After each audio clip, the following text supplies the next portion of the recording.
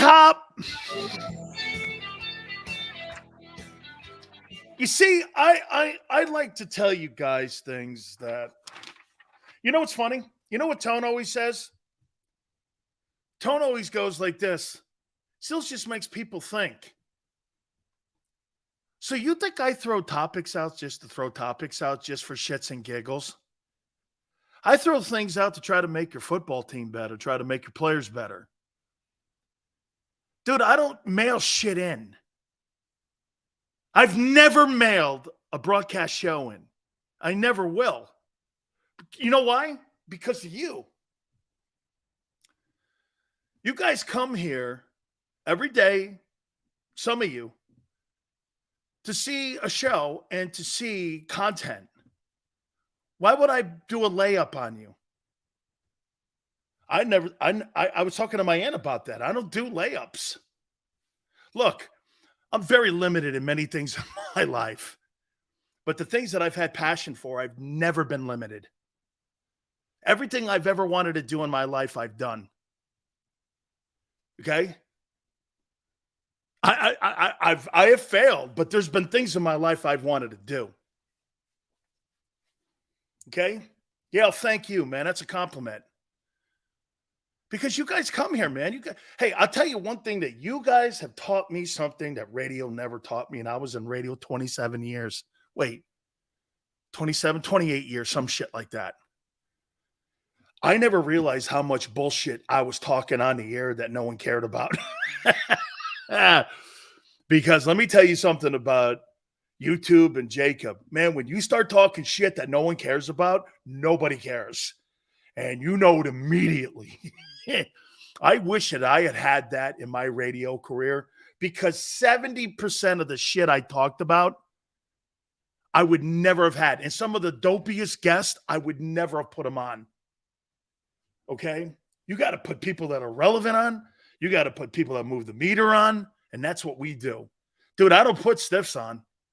I don't put a lot of sports writers on because nobody knows who the frig they are.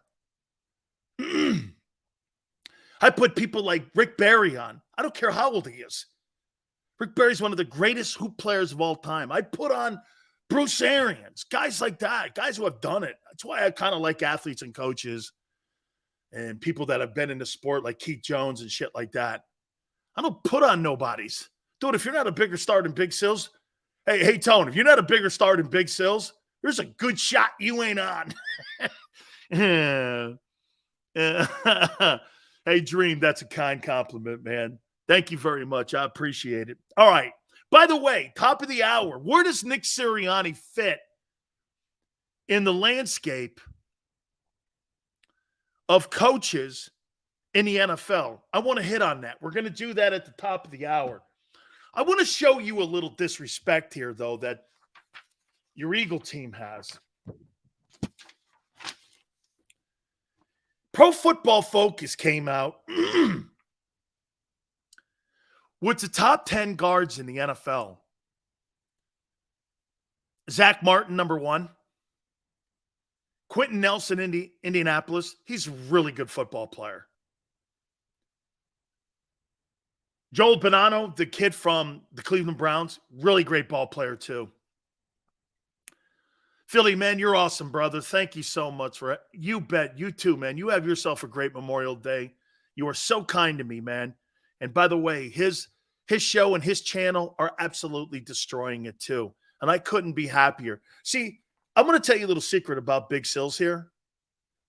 I root for Philly 500, for Tone, and for everyone to get ahead in life. 99% of the people that I work with in broadcasting, they don't root for other broadcasters. No, I don't want you to come take my job and you're better than me. I'm kind of like Ben Roethlisberger in that, but I root for you, dude. I want everyone. I think there's a slice for everybody. Okay? And by the way, for the record, I think it's fantastic that Tone is in the broadcasting business. We need more minorities in the broadcast business because there's not enough voices. And I've always been a proponent of that. Can't just have a bunch of white old guys talking sports all the time. You've got to have more diversity in it.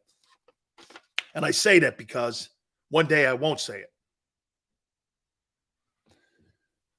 At 4, Chris Lindstrom. That kid from Atlanta is turning out to be a pretty good offensive guard. Joe Tunney, Kansas City. That kid's moving his way up. But here, I want to get – look, there's 10 guys. There's 10 guys here.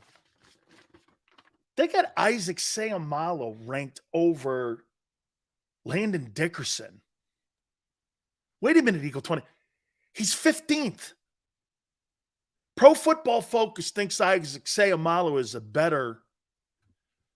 better guard than Landon Dickerson.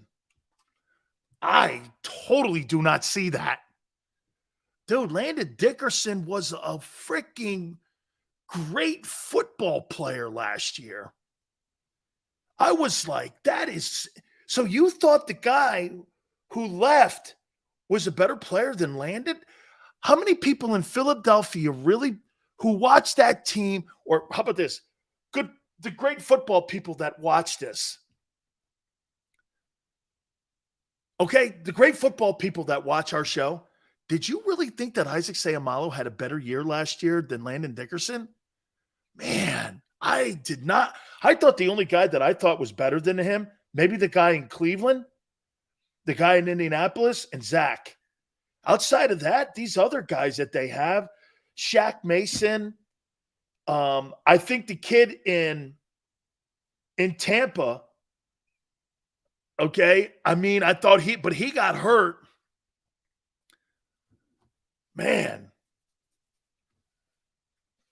I thought that was complete disrespect. Isaac Seumalo is a better offensive guard according to Pro Football Focus than Landon Dickerson. I do not see that.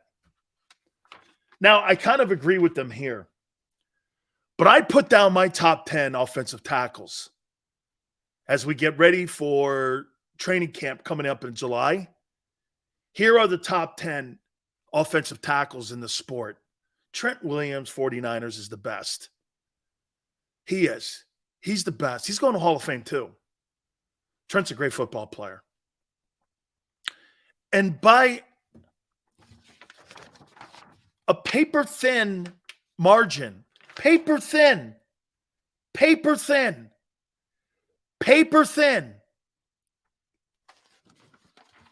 Lane Johnson. Now, I'm gonna make you a comment here. Lane Johnson being the second best tackle on this list, there's no other right tackle on it. He's been the best right tackle I have seen in the NFL in a long time. Dude, and he's a great player. He is a great player. Wait till you again, and I'm glad to see. By the way, for the record, Pro Football Focus had your 2 tackles in the top 10. I think they had them in the top 6. Here's my third, Laramie Tunsil. I'll always remember draft day, Laramie, but you've turned out to be a heck of a pro. I think he's the third best offensive tackle going into the 2023 season. Seals is Lane a Hall of Famer. Slam dunk.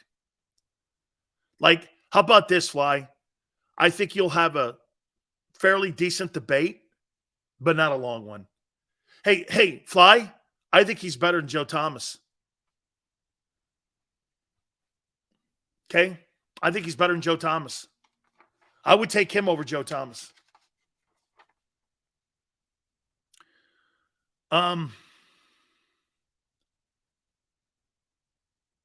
Christian Darrisaw from the Vikings, I think, is 4th. I think he's an outstanding player.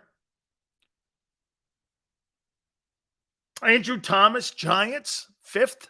Finally got a tackle right ever since Dave Gettleman got his ass out of there. I got Jordan Mailata 6th.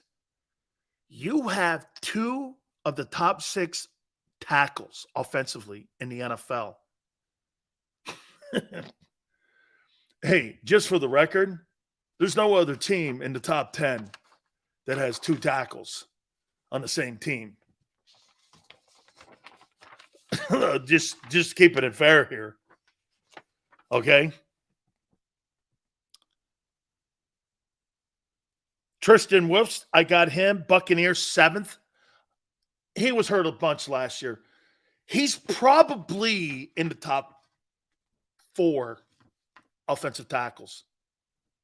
Okay? He's probably top 4 when healthy.